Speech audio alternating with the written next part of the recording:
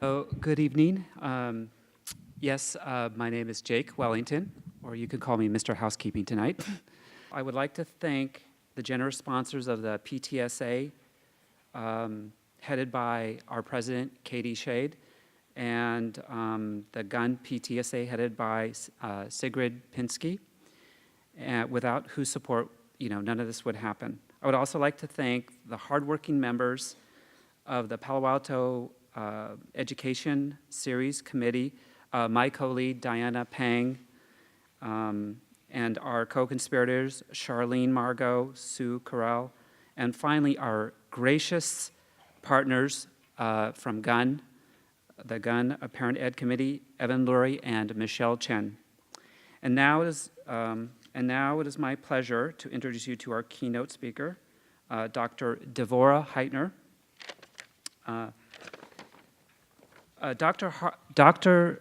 Heitner is the author of Screenwise, Helping Kids Thrive and Survive in the Digital World, and founder of Raising Digital Natives, a resource for people wishing to cultivate a culture of responsible digital citizenship. Dr. Heitner's work has appeared in the New York Times, the Washington Post, the Wall Street Journal, Time Magazine, and Education Week. She has a PhD in media, technology, and society from Northwestern University. Dr. Heitner is delighted to be raising her own digital natives. So please join me in a warm welcome for Dr. Devorah Heitner.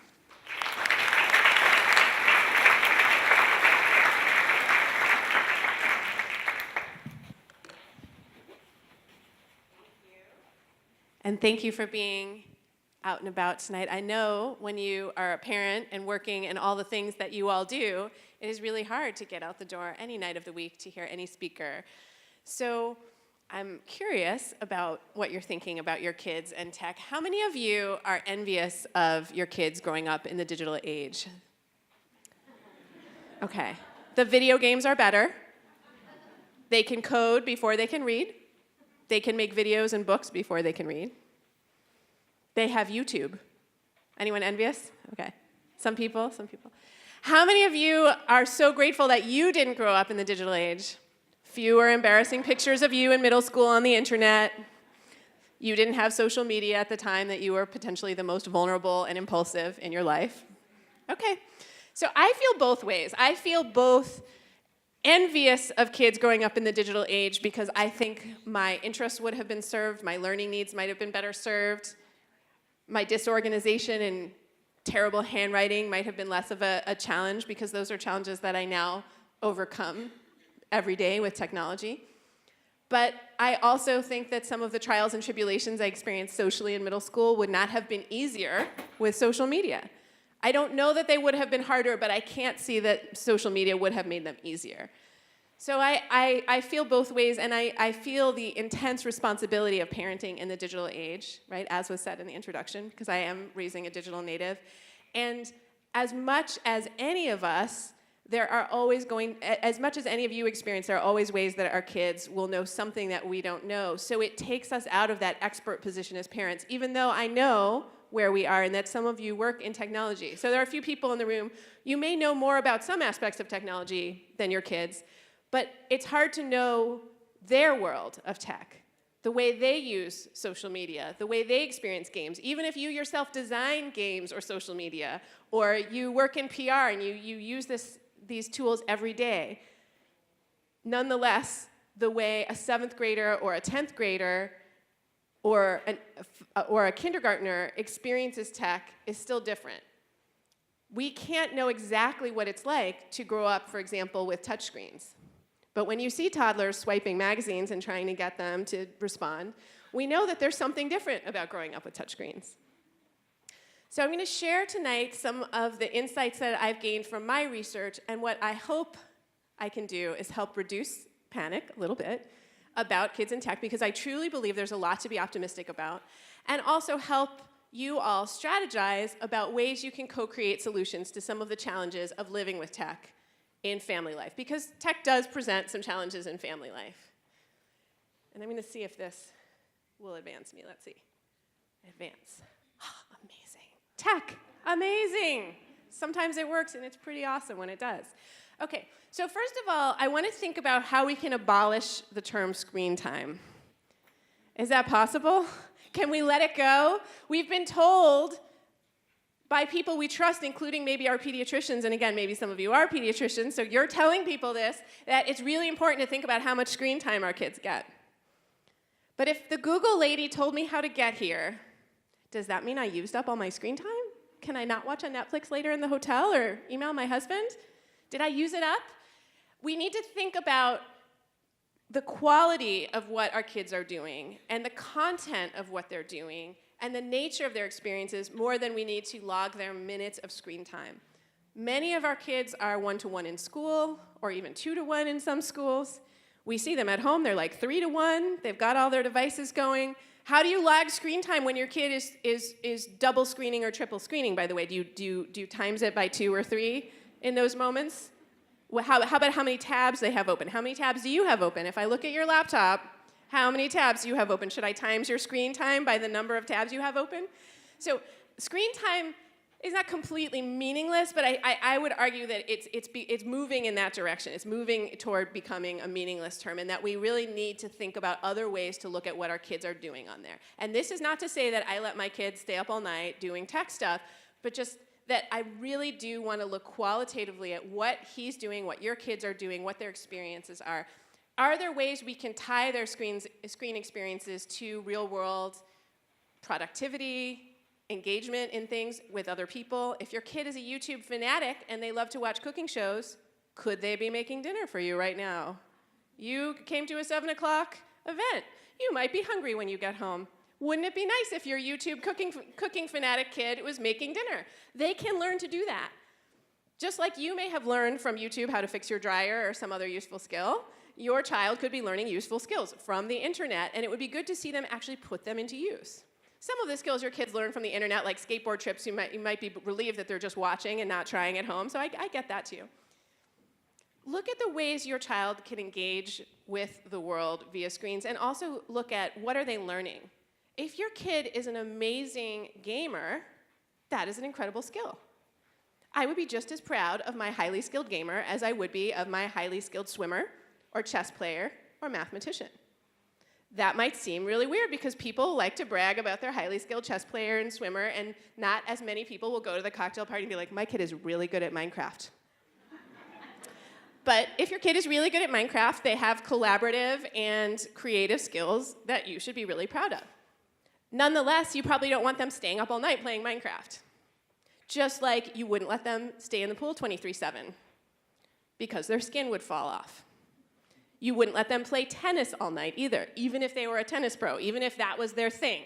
You wouldn't let them do it instead of sleeping, instead of eating, instead of going to school, instead of doing homework. So we have to look at where our kids' interests fit into the rest of their lives, and we want them to have a rest of their life. We want them to have a life that's not just gaming, not just texting, not just YouTube, but those are real interests. So if they follow a YouTuber, you might want to check them out. Now, there might be a lot of YouTubers kids follow that you won't be able to stay interested in, and that's okay. Your taste culture when you were 13 or 15 might have been radically different from your parents' taste culture. You might have listened to, for example, different music than your parents. So it can be fun to, when your kids are still young, try to indoctrinate them a little bit into your taste culture. That is a good thing to do when you have that influence. And YouTube makes that easier. When my kid was devastated that Pete Seeger died, he went to school and told everyone how sad he was because he didn't know that not everyone in kindergarten would know who that was, right? Because we had totally indoctrinated our kid. When your kid is in high school, they are going to form their own taste culture, or middle school, they're going to form their own taste culture, but it's worth listening to some of the things they listen to. I would pick your battles on that. So really look at creativity versus consumption, solo use versus connected use, and it's not that some are better than others. When I talk about creativity versus consumption, people think I'm saying creativity sometimes is better. Creativity is great. If your kid is composing a symphony on the iPad, that's great. Again, you might not want her to stay up all night doing it, but it's great that she's doing it. Consumption is also reading, right? So I'm not trying to villainize consumption, but we do want to look at a balance, right? Some of our time spent with tech might be about consuming, taking in what other people are doing. If your kid is really a big fan of watching other people game, you might want to have them show you what they're learning. and how that is advancing them in the game. The younger your kids are, the more you might want to play what they play enough to at least know the rules. Because you won't be able to brag about your Minecrafter at the cocktail party if you don't know anything about Minecraft. You need to know enough, right? So just like if my kid started learning chess, I had to learn chess. I'm embarrassed to say I didn't know enough about chess to really be impressed with his moves. If my kid took up lacrosse, I would have to learn enough about lacrosse to be impressed. Currently, I know nothing. So we want to know enough about the sandbox our kids are playing in. That doesn't mean we have to be an expert. You do not need a PhD in Snapchat or Minecraft to parent effectively in the digital age and to mentor. What we want to be thinking about is mentoring versus monitoring. A lot of us are really hung up on monitoring. The technology exists to watch our kids' keystrokes. The technology exists to read all of their texts and to know every site that they visit. Some of you might work on that technology. I met kids today at another high school in the Bay Area who were telling me all about Go Guardian. I think that they're based maybe in Southern California, and they were telling me all about the algorithms that keep them on the up and up and not straying off into dark corners of the internet during school. And it was fascinating, and I tried to get around it with them, and I couldn't. But I was also at a school filled with 500 smart little hackers, so I think sometimes someone is going to get a note from Go Guardian or whatever that school continues to use, and they'll figure out their way around. Because when we build fences for kids, they immediately go to work thinking about how to climb over or under or around the fence. That becomes their work. If you have a smart little hacker in your house, you should know that they will be someday potentially supporting you. This is a good thing, right? They are smart.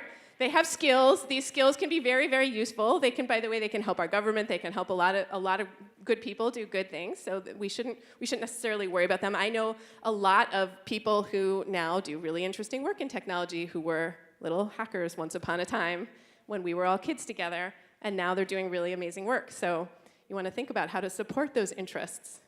We want to mentor our kids more than we monitor, and it's a lot more work to mentor our kids. It's not a one and done, let me install this software and now I know everything you're doing. It's an ongoing conversation, and it changes. When our kids start dating, there's a whole bunch of conversations we need to have about tech that we didn't necessarily need to have when they were 9 or 10.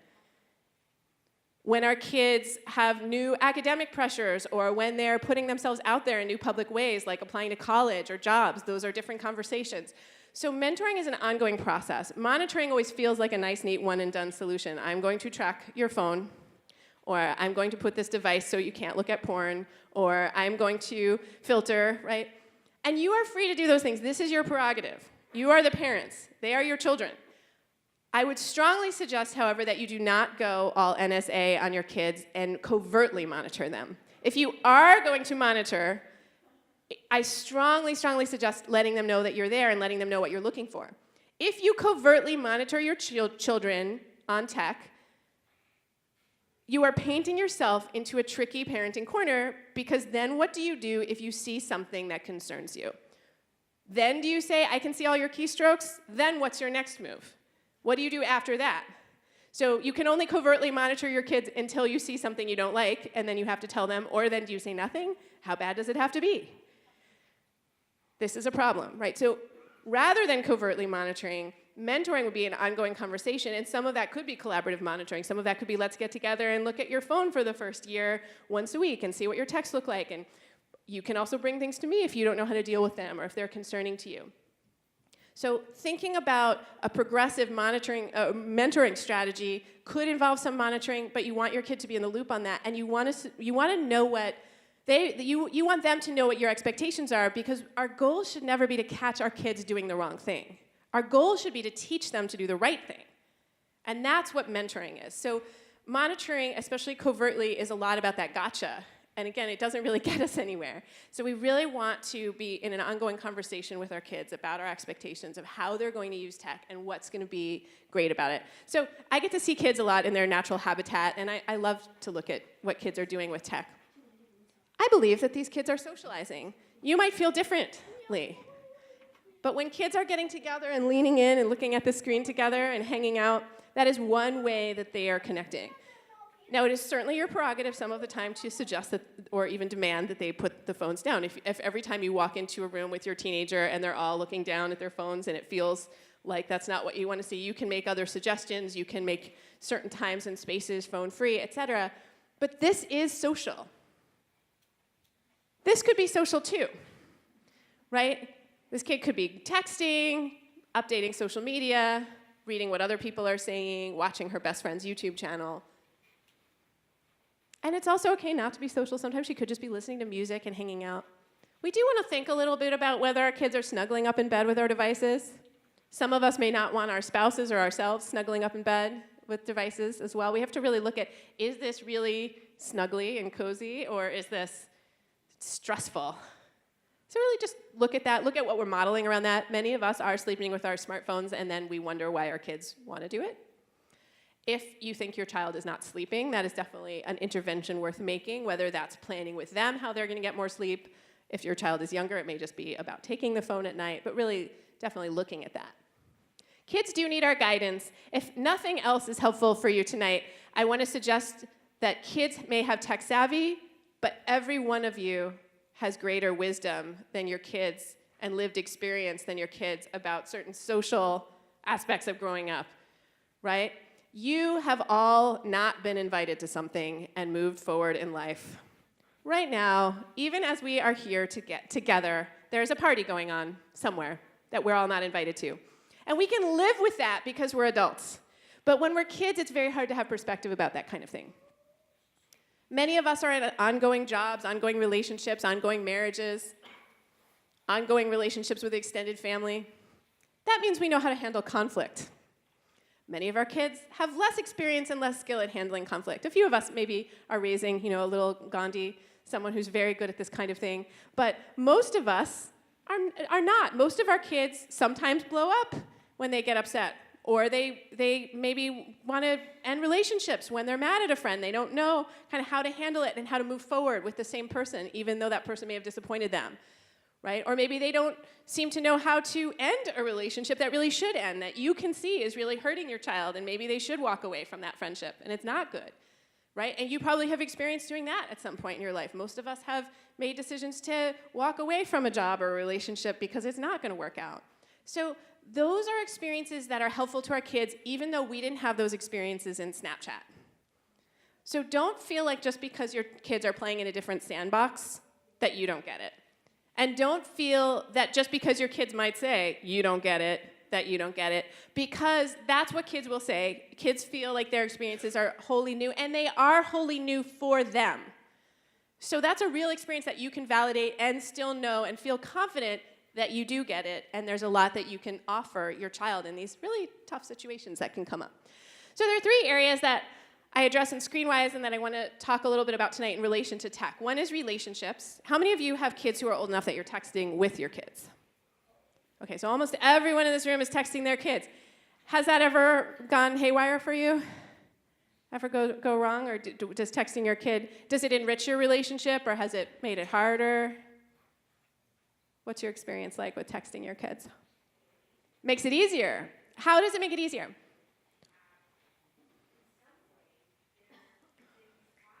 Okay.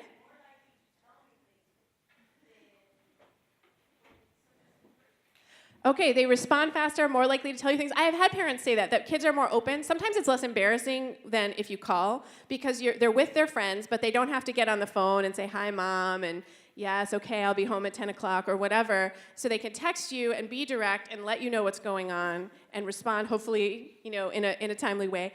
But it's also less embarrassing because not everyone has to know that they're talking to their parents. Ugh, embarrassing, right? So relationships, your kids are conducting relationships with you, with one another, via tech. It's important for them to have some skills in how they do this. It's important for them to be kind in their relationships. So I want to come back to this, but relationships are huge, and our kids are not, a lot of people think kids are not socializing because they're not only having face-to-face communication, but they are socializing and they are having relationships via digital. I also want to think with you about reputation. How many of you are a little freaked out that your kids are growing up with a digital footprint? It's a little bit overwhelming. Our kids are more public than we were. Unless any of you was a child celebrity, your kids are more famous than you. My kid has been recognized on the street of another city where we do not live because of people sharing his picture on social media, and I don't even share that much. My family is low on the share quotient of pictures of our kid, for many reasons that I'll talk about. Nonetheless, he has been shared. He's not completely anonymous and off the internet, and people have walked. We were in a situation where we were in another city, and someone said his first name and last name, and we all turned around to see who it was. Weird name, like mine, like Devorah Heitner. How many of us are there? Turn around, and it's a friend of my mother-in-law. So my husband knew her. I didn't know her. My kid didn't know her. But my mother-in-law had shared one picture, 2 pictures, and that was enough. Plus, we were with him, so it was the 3 of us. Crazy, right? So our kids are famous. So I want to talk about how to deal with that, because we are the stewards of our kids' digital footprint until middle school, and then they become the stewards. Middle school, great timing. Really the peak of judgment for most people. Awesome, right? Okay, time management. How many of you have had a conflict with your kid about when it's time to be done with tech? How many of you have had a conflict with your child about when it's time for you to be done with tech? Your phone, your tech, okay. So it goes both ways. We have all had conflicts. I have had conflicts with my spouse and my kid about when it's time for mama to get off the phone and when it's time for them to get off devices or do other things. So I get it. We're all trying to manage our time, right? We've all sat down at a machine to do something and ended up doing something else. We have all done this.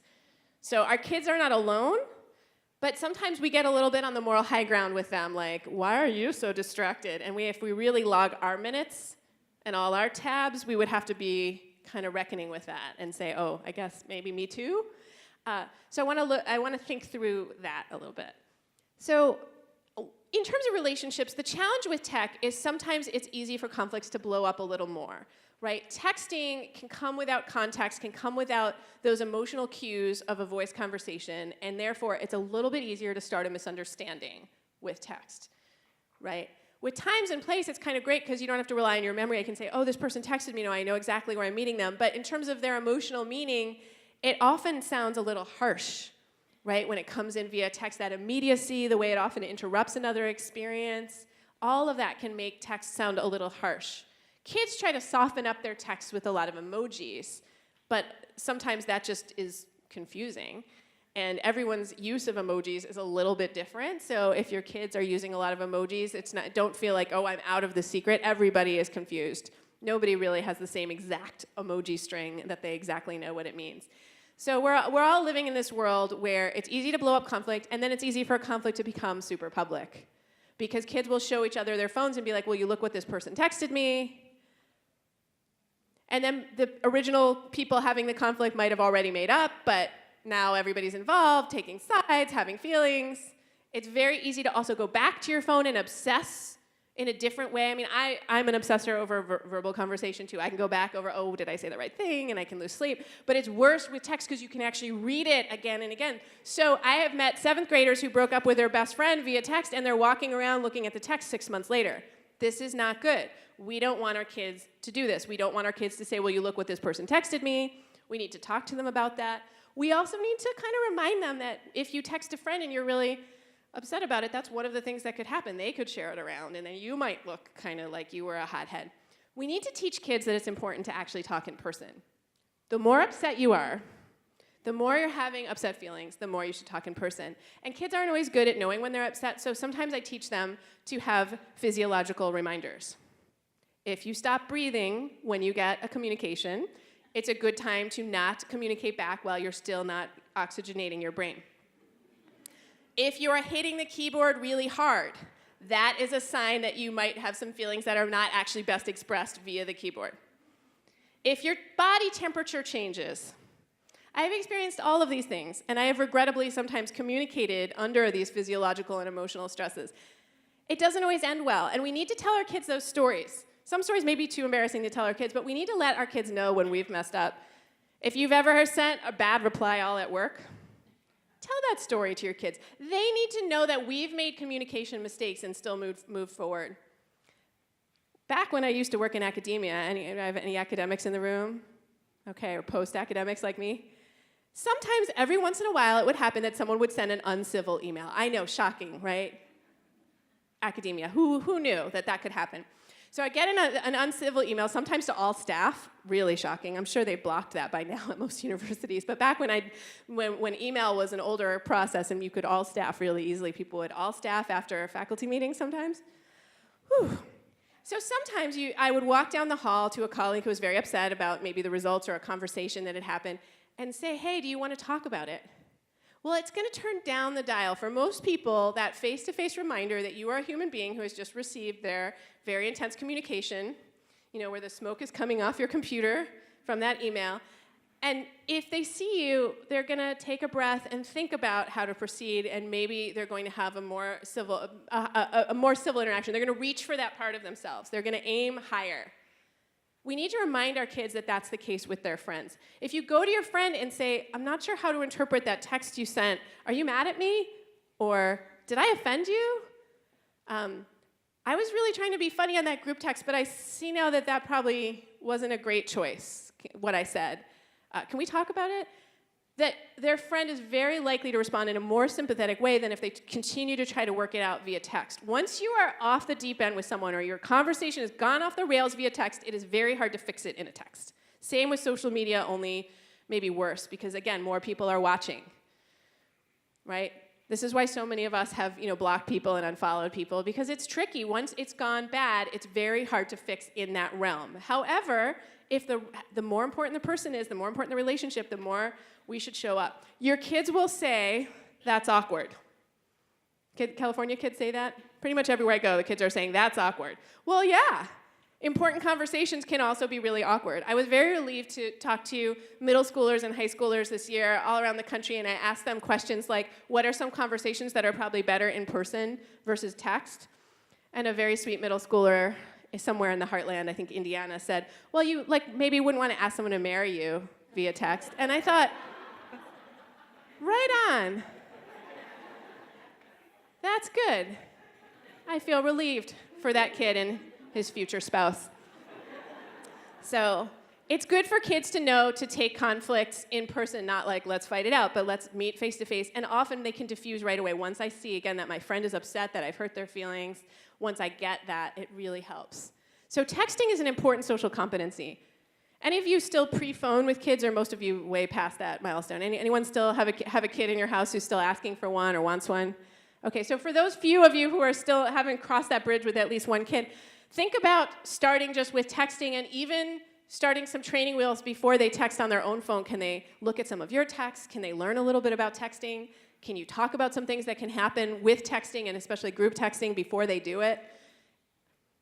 For kids who have phones and don't yet have social media, it's great to just practice texting. Now, most kids do get phones and they get everything at once. They're like, I've got Snapchat, I've got Instagram, I'm texting, blah, blah, blah. Right? But if you have that opportunity to just start with texting, it is a social competency, and I would argue a pretty important one these days. This is how your kid is going to make plans with their friends. It's hopefully not how they're getting engaged, right? We covered that. But it may be how they do a lot of other important social stuff.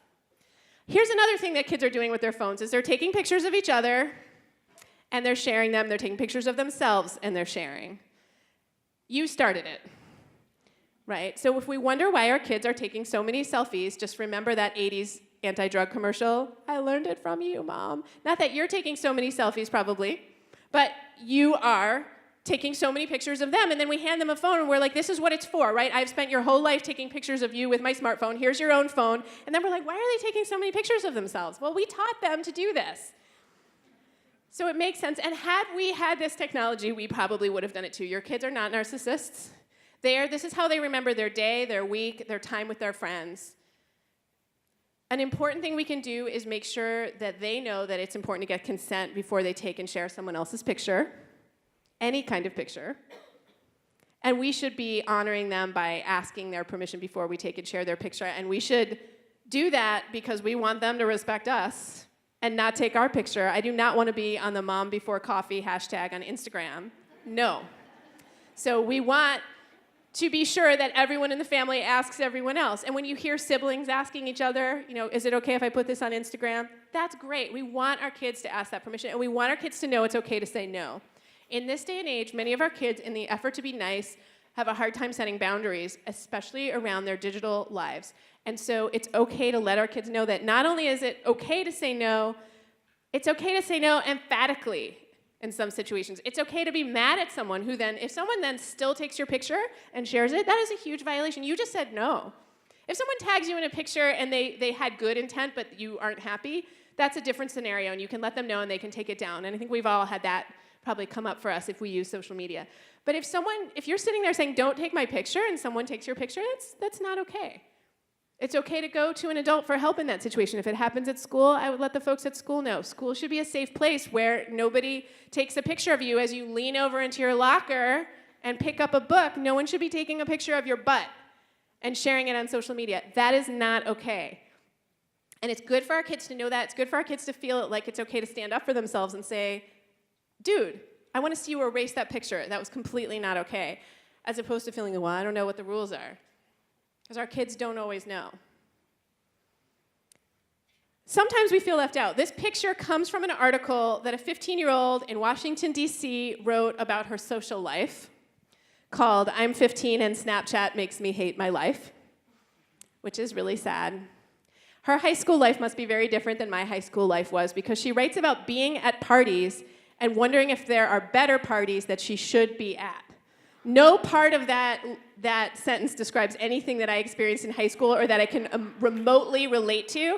So I had to read her article a couple of times before I really got it. She's talking about being at parties, and there are other parties that she's watching on social media from the first party on her smartphone and thinking she could be at a cooler party. This is where I do have a moment where I have to have empathy for today's kids and say, gosh, me and my 3 friends thought we were pretty great.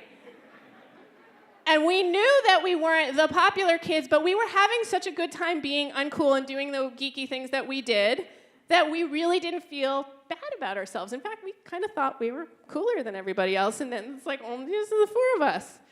So we weren't looking at what other people were doing so much. This is really hard. Kids are in this situation, and sometimes it is actually the kids who are kind of at the center who are then looking at other kids. It may be that if your kid is that lucky kid who has the 2 or 3 friends, and research shows that they will do great, right? That a lot of kids who have, a few strong friendships or even 1 strong friendship are going to survive high school just fine. Your kid does not need 10 million friends. It's great if they're also having 10 million friends, but they shouldn't be stressing about the 10 million things they're not doing. We all should be here now, right? Basic mindfulness, right? Be here now, be in the present moment. Remember that if the party was that good, no one would get out their phone and Snapchat it because they would be too busy having an amazing conversation, dancing to the amazing music, eating the amazing snacks. The other sad truth, but it's good to remember when you're in high school, you don't want to remind your kids too much of this, but you don't want high school to be the best parties you've ever been to. It should get better than that. Much better. It's high school. The parties shouldn't really be that fun. You're still in high school. If you're going to parties at all, they should have kind of an awkward quotient, okay? Because you're in high school. So when people are sharing, it's good to remember they're performing. It's good to remember they're filtering. It's good to remember that the Snapchat filter is making that, that chips and dip over there looks better than the chips and dip over here, but it's really just chips and dip and a bunch of awkward 16, 17, and 18-year-olds kind of looking at their feet and taking pictures, and maybe they're thinking that they should be at your party, right? So if they're, your kid is having what we call the fear of missing out, you can potentially try to introduce them to what I call the joy of missing out, which I did steal from a meme on the internet. I didn't coin that term, but I wish that I did. Being home, snuggling with my cat and my family on a Saturday night, joy of missing out. It is good.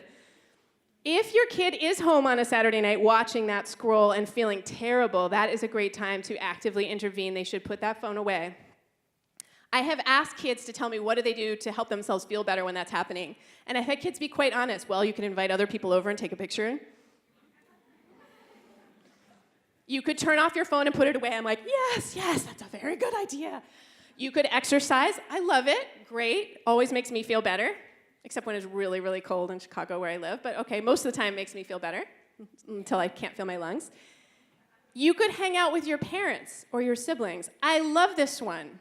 When our kids are tweens and teens, we need to embrace being the B plan when they're feeling a little bit on the outs socially. Now, if this was your spouse or romantic partner, obviously that would be uncool. We wouldn't want to embrace being the B plan. I would not want to be my husband's backup plan for Saturday night. That's not okay, right? But if it's your teenager, go for it. Oh, really? I was just wondering what I was going to do tonight. Sure, I'd love to watch a Netflix. You know what? You might get a really fun Saturday night with someone you really like who you haven't seen that much in a while because I hear kids in this community are a little bit busy. Great, embrace it, enjoy the time with them. And be very gracious about it. You don't want to sort of rub it in like what they're not doing, but just graciously enjoy the time together. But if you're watching your kid watch life go by on the phone, that is a really good time to strongly suggest another activity. And I think it's okay to point out, this is hurting you. This isn't good. It's okay for kids to make a decision to unfollow someone if everything they share makes you feel bad, right? If someone consistently only posts things that bum you out, make you feel bad about yourself, sometimes it's more mixed and you have to make a hard decision. But if consistently following someone makes you feel bad, that's a good person to unfollow. Okay, so sometimes our kids are distracted, right? Sometimes our kids have multiple tabs open or they're double and triple screening. How many of you feel like homework takes longer when your kids have tech going on? Okay. Many people feel the same way. Many people wonder if their kids are even actually really doing their homework. Ever wonder about that? Okay, you are not alone. It is hard to tell what they're doing on there. How many of you have sat down to your computer and gone off task before? Okay, I have written 3 books if I count my co-authored curriculum, or 2 if I only count single author. Every single time I sat down to write, to edit, to check notes, oh my gosh, footnotes, the worst. I would love to go off task. I had to turn off my Wi-Fi to finish those books.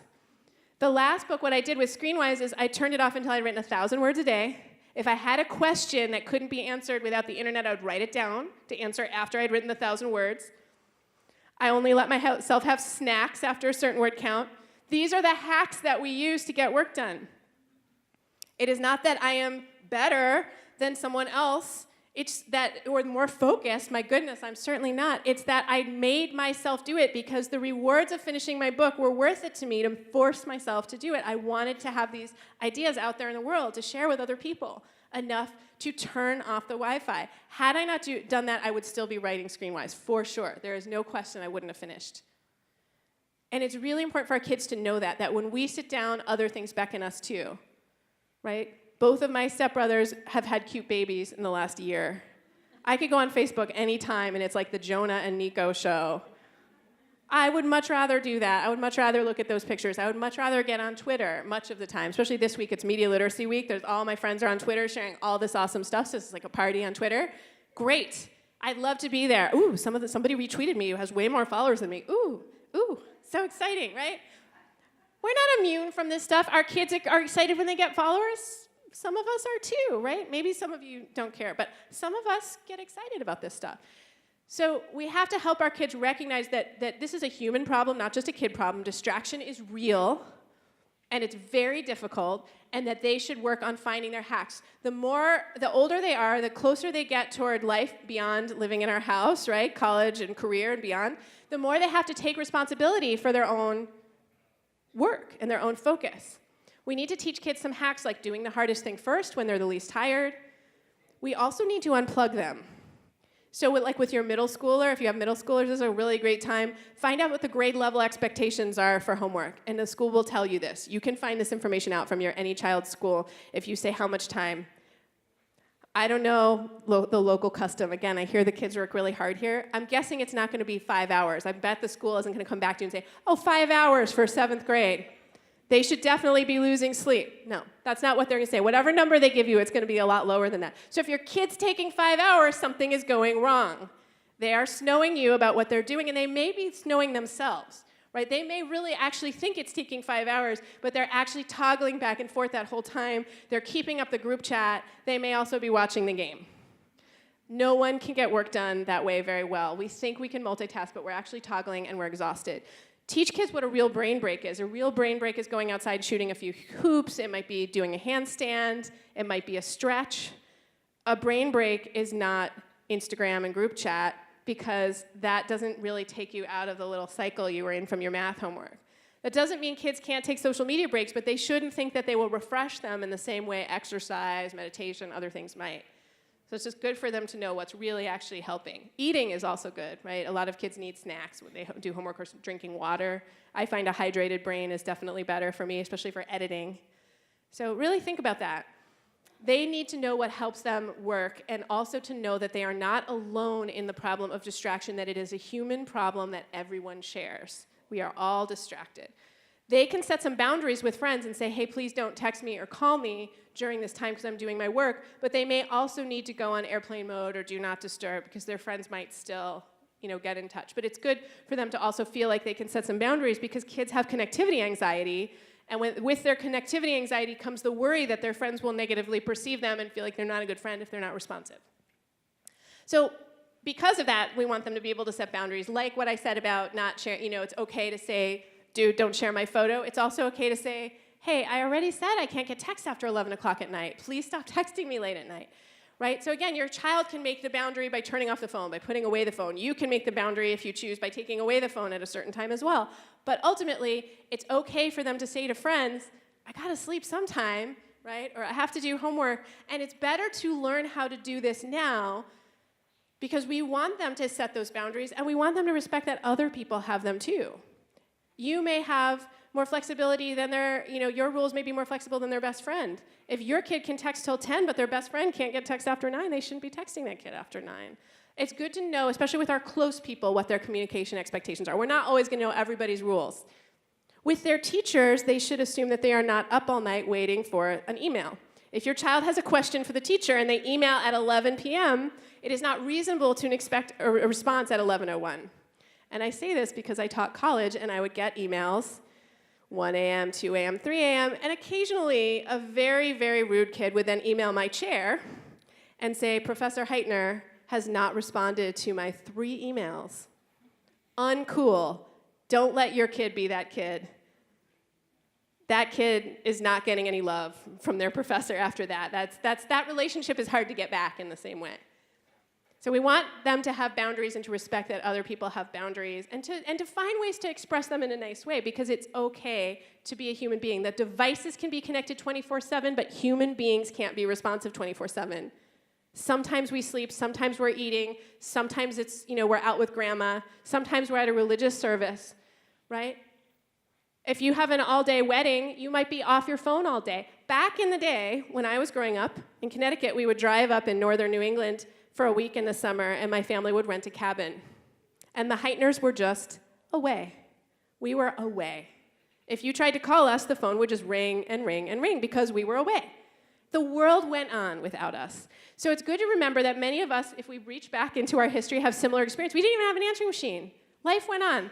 And maybe it's easy to feel, and I know this feeling because Raising Digital Natives is me, right? There's a few people who help me out, but it's mostly me. If you email Raising Digital Natives, you are probably emailing me.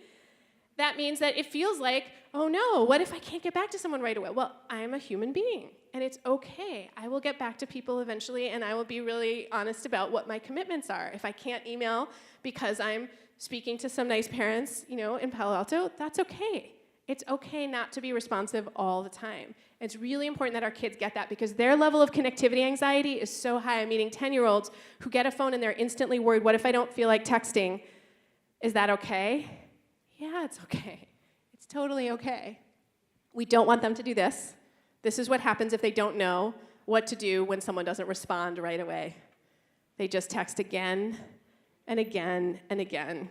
Most kids go through this in middle school and they stop, but in high school they still sometimes do it, and they call it blowing up each other's phone. If your kid says someone blew up their phone, they don't actually mean that they planted a small, bomb under their phone. They just mean this. But it's really annoying. Right? Nobody likes this. Nobody likes this in their inbox. Nobody liked this back in the day when my mother used to leave multiple messages on my answering machine. Kind of a similar vibe. Anyone remember those days? Honey, it's your mother. Yes, I know what your voice sounds like, Mama. Yeah. Okay. This is the app that kids I worked with invented to stop people from blowing up each other's phones. So you can't text again and again and again and again. Really great app. We all know someone we want to get this app for.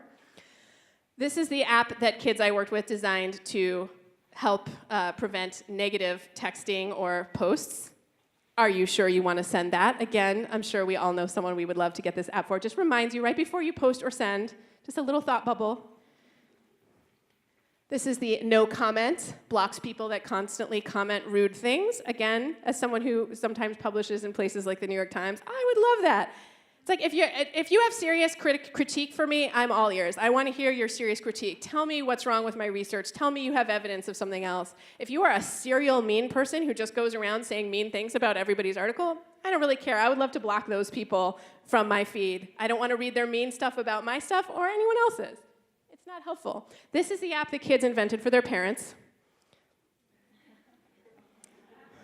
Okay. Just take a moment. For those of you who are sitting too far away to read this, stop texting, enjoy life. They want us to put our phones down. Sometimes our phones are important. And no matter how bad this makes you feel, just know that you probably pay more attention to your kids than your parents paid to you, because that's the trend generationally. No matter how busy we are, most of our parents strategically ignored us much of the time, and here we are. We live to tell the tale. Your kid will be okay, but we need to be honest about what we're doing. If we think that we can be on our phone and with our kids, we may be wrong.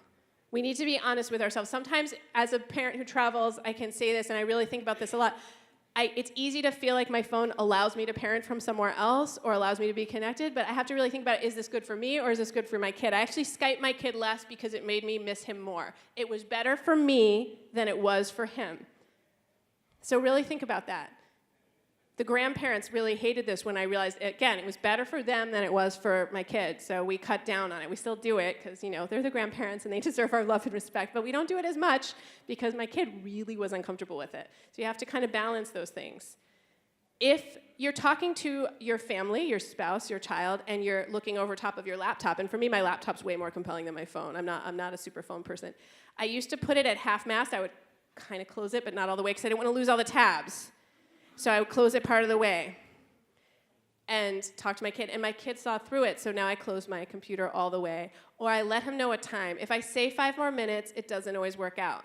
I'm not always honest with 5 more minutes. But if I say I can talk at 8:45, that's more real. And then I can set a timer for myself, right? I'm the toddler in this situation. I'm setting a timer on myself. This is real. Our kids need to know when we're available, and when we're looking over the top of our laptop, we're probably not all the way with them. Friendships that our kids have now are not so different than our friendships. The teenager living in your house, their friends are incredibly important to them. They may know things about their friends from social media that their friends haven't said to their face. Their friends may text them very intimate details, kind of like what you're talking about with texting with your kids. Sometimes friends will also text friends very intimate things. They do use texting differently than we do. Kids will talk about deep stuff via text with other kids, whereas my texts are, honey, if you have time, please pick up the cat litter, right? That's still how I text. I'm very a utilitarian texter. Many of us are more utilitarian. We're not having deep talks with people we love via text in the same way that our kids might. Our kids really care about their friends. I see this everywhere I go. I see this in the apps kids design. I see this in the conversations kids have. I see this when kids tell me they're worried about a friend because of something a friend posted or shared. Your child may be carrying that. It's good for kids to know that it's great to show up for friends and be there for friends, but it's also not something that they need to do 24/7. If a friend is going through a hard time, they need to know that there are other resources in the community that can support their friends and other adults that can be there. Sometimes if a kid doesn't want to lose their phone and has a 24/7 kind of feeling that they need their phone, it's because they have a friend in crisis. Be glad that your child has this kind of heart and cares so much about their friend, but also let them know that that can't be theirs to carry. None of us can be that 24/7 lifeline for someone else. We need to be in a community of someone supporting that person. Your child could go with their friend to see a counselor. They can let you know. They can talk to the friend's parents. There's a lot of things your child can do, but this is one of the things I'm seeing is that because kids are in these 24/7 communities, because there's so much digital access, sometimes kids feel like they're holding their friends and they need to sort of do that all the time. Okay? Friendships can also live in gaming communities, by the way, and YouTube communities and fan fiction communities. So if your kid is friends with someone in a fan fiction community, we don't have to always worry about the stranger at the gas station waiting for a kid that's evil. Your kid might really have real friends that their predominant relationship or even their sole relationship is mediated. That doesn't mean we want our kids to just trust and randomly meet up with whomever, but it does mean that those relationships can be real, right, and can be really important to our kids. So we don't want to dismiss those relationships. I just read a great YA novel about a young woman who has a webcomic, and she's anonymous, and it's called Eliza and the Sea of Monsters. I just read this on the plane here. I really recommend it, and a lot of it is about the realness of those connections online. And it's something that if you're a parent who can read a little YA, if you like a little teen fiction sometimes, check that one out, because I think it shows a very human side to those digital connections that our kids have. Okay, these kids are dating. How many of you have heard about kids dating? Apparently, the data says they're dating less than they used to, but kids still date, and your kid may someday want to date. You may want them to someday date. I've had parents, of kids who are in college, and they're like, when is my kid going to start dating? I'm like, they may not tell you everything, Little story. When I was 20 years old, I fell in love one time. I fell in love a couple times around that time, but I fell in love this one time, and I was going to move to another country. And I came back from that country where I had worked for the summer at a vegetarian restaurant and told my parents, okay, I'm moving to this country, I'm out of here. I have one more semester of college, I'm gonna do that semester, and I'm moving immediately. And they were like, okay, all right. And I told my best friend's mom, and I said, yeah, can I have Chloe's number? Because I'm leaving the country, I'm moving in December as soon as I finish my last semester. And her mom immediately, wisely said, did you meet someone? Hello? Of course I had. Why the hell? My connections are great. I mean, I spent the summer washing dishes in a vegetarian restaurant. It's obviously going to be great for me to move there. I don't speak the language. I don't have housing plans, right? Of course I met someone. So the point is, you don't know everything about what's going on with your kids. And if you're my parents, you might not think to ask, because it just wouldn't occur to you. Like, okay, great, honey. Send us a postcard, right? But some of our kids are dating. And by the way, this is from a show in Norway. Again, if you're like me and kind of like a little bit of an anthropologist about teen culture, you might want to watch this show from Norway called Skam, S-K-A-M. I might be saying it right because I don't speak Norwegian, or wrong, I might be saying it incorrectly. It's going to be remade by Facebook in the US. I fear that they will wreck it. It's pretty great. I hope they won't. I hope they do it really proud. It's hard to imagine how they can make this show in a US context because the kids seem so grown up. Partly because Norwegian high school goes till they're older than here, but also because they live independently in Oslo, in their own apartments in high school, because the Norwegian government pays for them to do that in some cases. Very different than the US, right? So it's hard to translate the show. This is one of the prime couples in the show. This is the couple that the first season is about, and everything goes wrong on the phone. The girl looks at the boy's phone and thinks he's cheating because she sees a thing. He's actually, buying pot from the ex-girlfriend's brother, but that's not too much of a spoiler. There's still lots going on in the show that you'll want to see.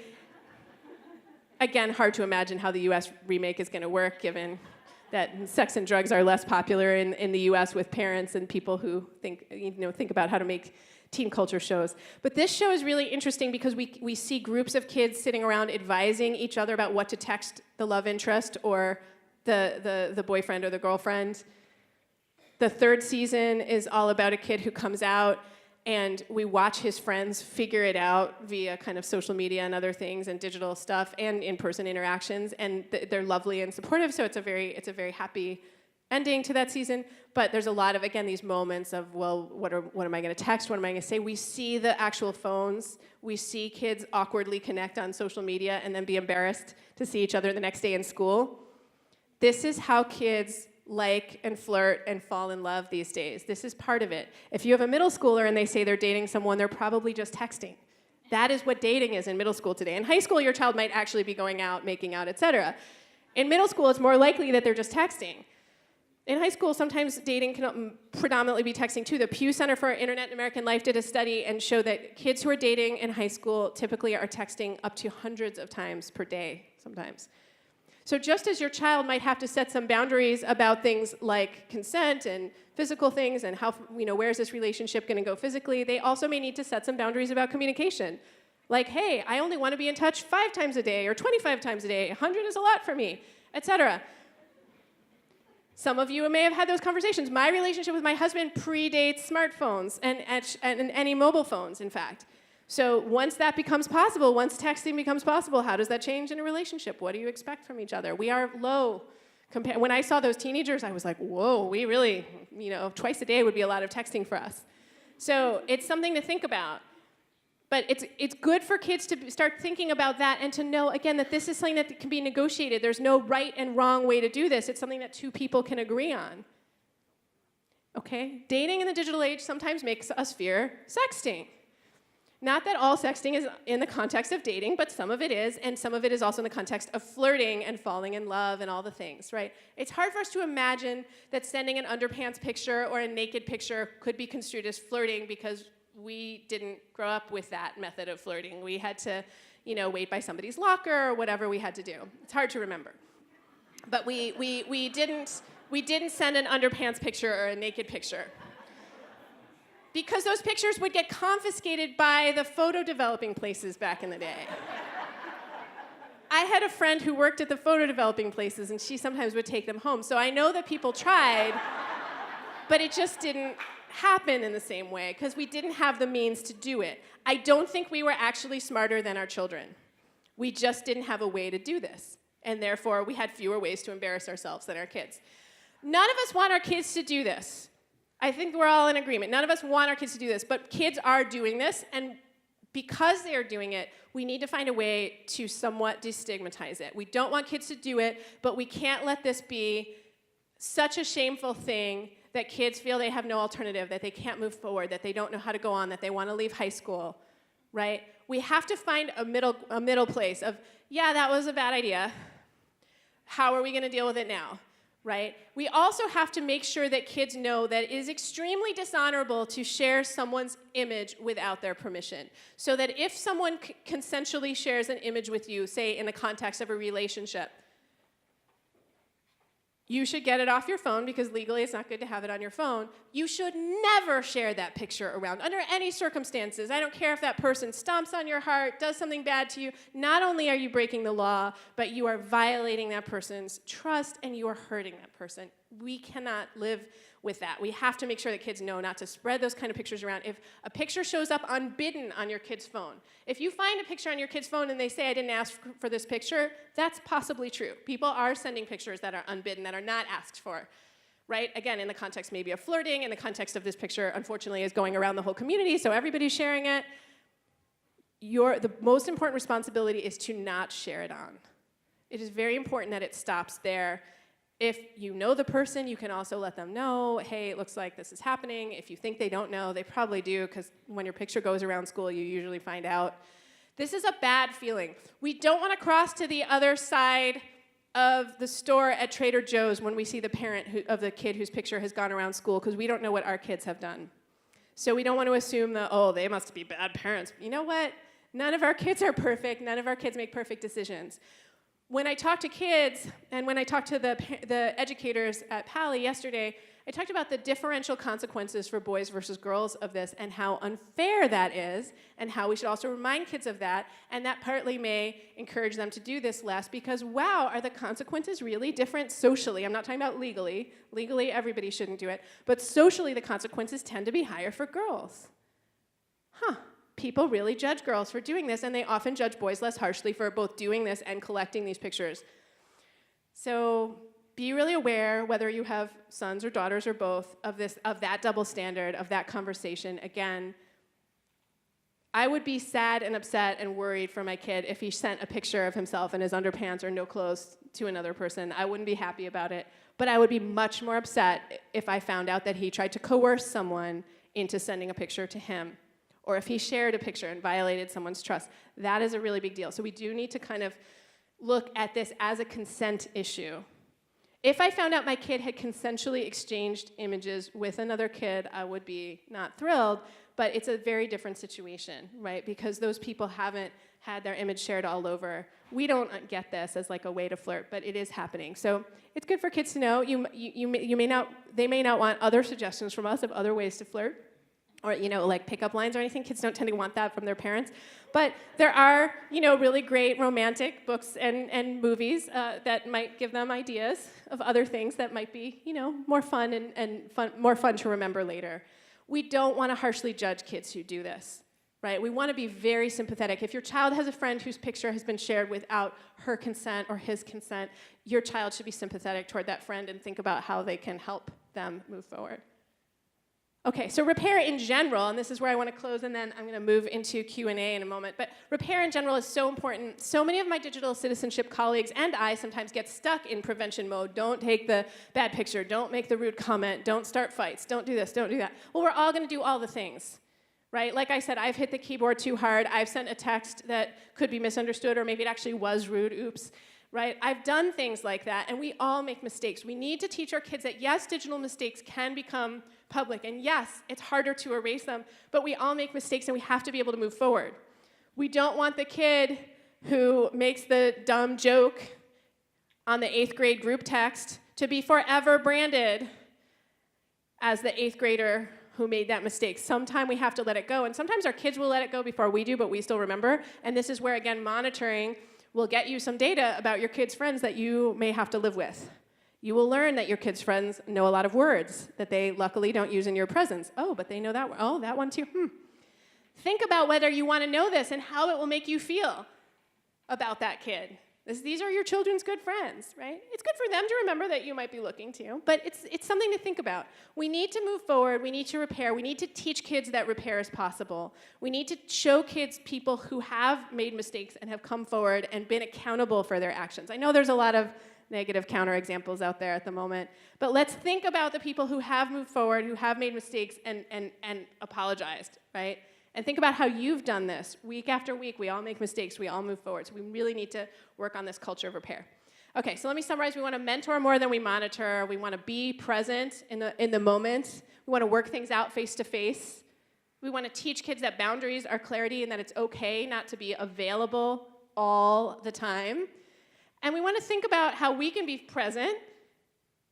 And then the last thing is, we want to remember what technology is for. Once upon a time, the technology that's in our smartphones would have been as big as this room, and it wouldn't have done 90% of the things our smartphones do, right? That's an amazing thing. In my lifetime, in our lifetimes, technology has advanced so incredibly.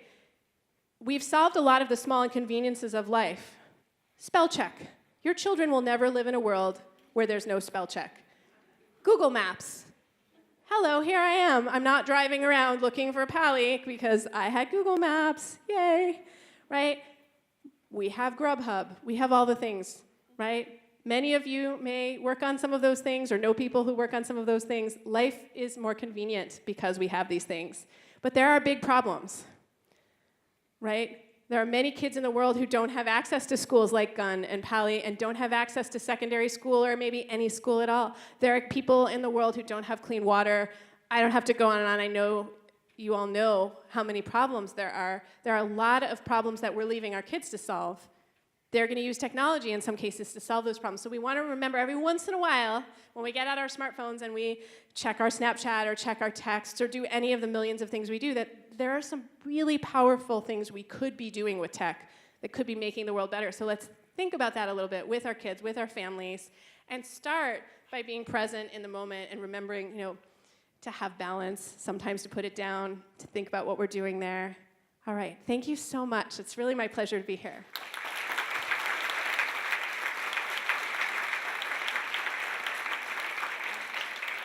Thank you. I'm happy to take some questions, and also my mailing list is outside where I'll be signing books, so if you must go but you would love to get my blog post in your inbox, you are welcome to give me your email address, which I will use very responsibly because I am a digital citizenship person, and I will not spam you.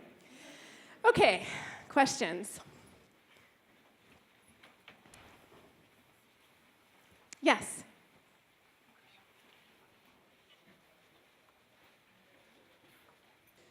This is a great question. Is it too late when they're already in high school? No, and in fact, the great thing about being in high school is they have done most of the dumb things already in middle school, so they're ready to then stop doing those things and get on with it, and most of them will say, oh, I would never do that, because they already did it. So in 9th grade, 10th grade, they're kind of ready, like, I wouldn't subtweet somebody, or I wouldn't, have, 9 finstas to make fun of somebody. Like, we did that. That's a middle school thing. So I think high school is a great time, and it's also when they know they're carrying forward that reputation into the world, right? College, career, et cetera. They know people are looking at them, and that they are more accountable, that they're the primary steward. So in elementary and middle, we're kind of helping them make those decisions, but they're out there doing stuff, and they're going to have a reputation based on that. So I think high school is a great time.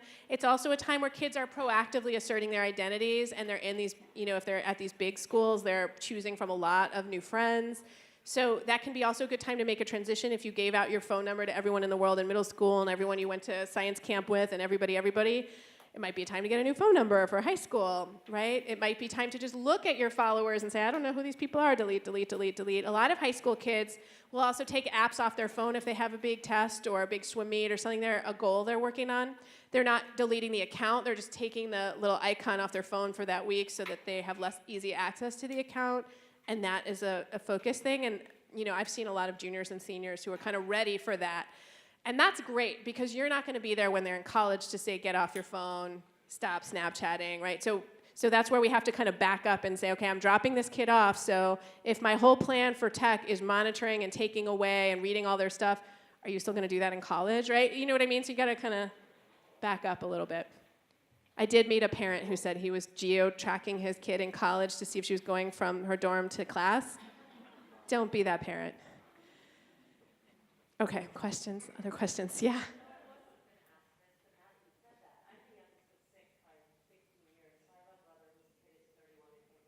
Yeah, I mean, it's, everyone's different in what they choose as an adult. My dad's wife doesn't let him eat ice cream. He has to walk to the store. He can't use their car to get ice cream.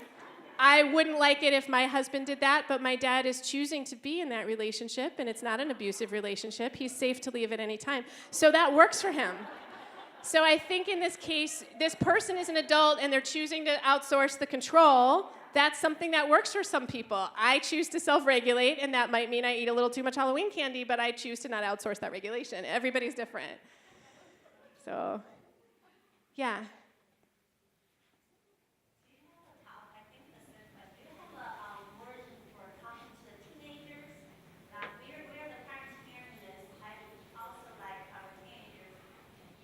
Yeah, I do. So the question is, do I talk to teenagers? I do, but I believe, and I mean, as a business, it's bad to say this because I probably could do a lot of assemblies all the time, but I think kids tune out assemblies. I think parents come to assemblies voluntarily and listen.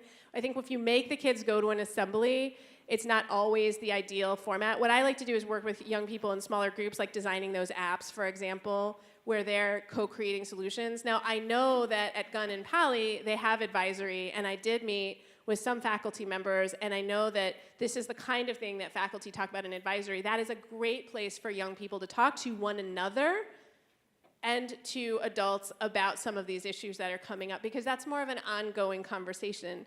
I think the one and done assembly, I don't want to downplay efforts that may be going on, like where we go and try to scare them, like don't drink too much because it's bad for it may be important. There may be times where that really works and it gives someone that gut check and they stop the behavior, but I think it has to be more of an ongoing conversation in general to really affect change for young people. I think for parents who are already looking for some ideas and please help me, can I have one question that I can ask my kids tonight? I think a conversation like this is productive.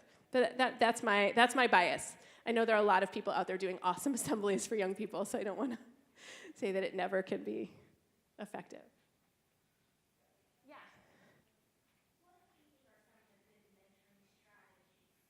I think a great mentoring strategy is talking about your own experience and how you repaired. Another one would be just asking your kid, what do you see? Not asking them necessarily about themselves, but for example, say, what do you see people do on Snapchat that you think is uncool? What do you think that's really cool and admirable? What are some people you admire, maybe athletes or musicians or other people you admire who are cool on social media, doing cool stuff? Those kinds of questions. That'll give you insight to their discernment and tell you a lot about what qualities they admire, for example. And it takes it out of, I think the older our kids get, the more we don't want to just hold them up to the microscope and say, what do you do in this situation? What do you do in that situation? Because that makes them feel self-conscious and kind of spied on and intruded on. So asking them for their sort of expert opinion on what's happening out there, right? Or asking them things like, do you think guys and girls do this kind of thing differently? Do you think guys and girls behave differently on Snapchat or something? They'll have insights to share often, and that's interesting. Yeah. What do you think is a good age for Snapchat or Instagram? There is no perfect age for social media. 13 is really hysterically funny, because again, it's is this a peak moment of discernment and judgment? No. Is 10, when a lot of kids are getting social media, a peak moment? Not really, but they might be more actually doing what mommy and daddy want at that age, than 15. So there's benefits, to being there with them, but if they're gonna go on and lie about their age, because of course they're supposed to be 13, then you should definitely be more involved. because you authorize them to lie, right? So it's like, well, you kind of then you're kind of saying, well, then it's like sort of PG-13, right? So if you take the 11-year-old to the PG-13 movie, that's kind of what I think. If you're letting your 11-year-old sign up for social media, it's kind of like you're going with them, so that you want to be pretty close with them. There's no magic age where we are going to get this all right.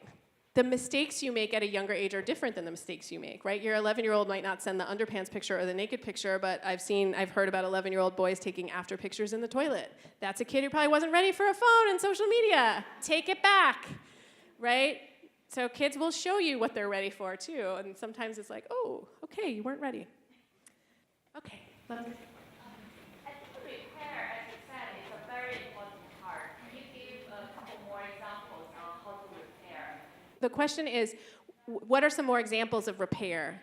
What are some more examples of how to repair? So again, we can give examples from our own lives, but a kid can also go to other kids that they may have offended and say, you know what, I was really trying to be funny in that group text. Please forgive me. I realize that didn't actually come through as funny. I see that I've hurt your feelings, right? If they write a rude email to the professor coming into her office hours and apologizing, saying, I really shouldn't have emailed you at 3 a.m. and I'm so sorry I emailed the chair, I'd probably be pretty forgiving.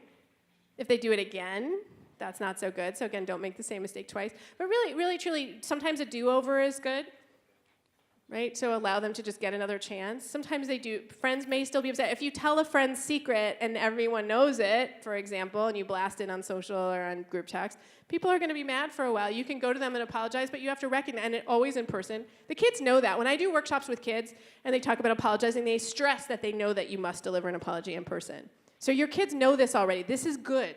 Just like they know that the marriage proposal should be in person, they get that apologizing via text is the lowest form of apology. That's like, I'm sorry I was 5 minutes late. You could probably get away with that on text. Anything worse than that, you probably need to show up face to face. So, but we really do need to let kids know that repair can work, and we need to encourage, we don't want to encourage our kids to be doormats, but we also don't want them to hold on to conflicts. We don't want to encourage them to judge someone for something they shared 2 years ago. Right? We do want to encourage kids, too, to let some things go. Feeling excluded is a good example, too. Sometimes kids will get really hot about being left out of something. It's not being bullied to see a picture of other kids hanging out without you or somebody's birthday party. It feels bad. You're allowed to feel bad. You can even decide you don't want to follow that person if all their pictures make you feel bad, but they're not bullying you. They're not harassing you. If you write them a mean, nasty note because they didn't include you, that's probably not going to end well. Right? So we need to really help kids sort some of that out. Thank you all so much for being here. I would love to say hi if you want to come by, sign up for my mailing list. I'll sign books, or just come ask me questions you don't want to ask in front of all your friends and neighbors. That's cool, too. I'm here. And thank you. You can always find me at my website as well, raisingdigitalnatives.com. Thank you for coming tonight, and hopefully we'll see you right out the exit.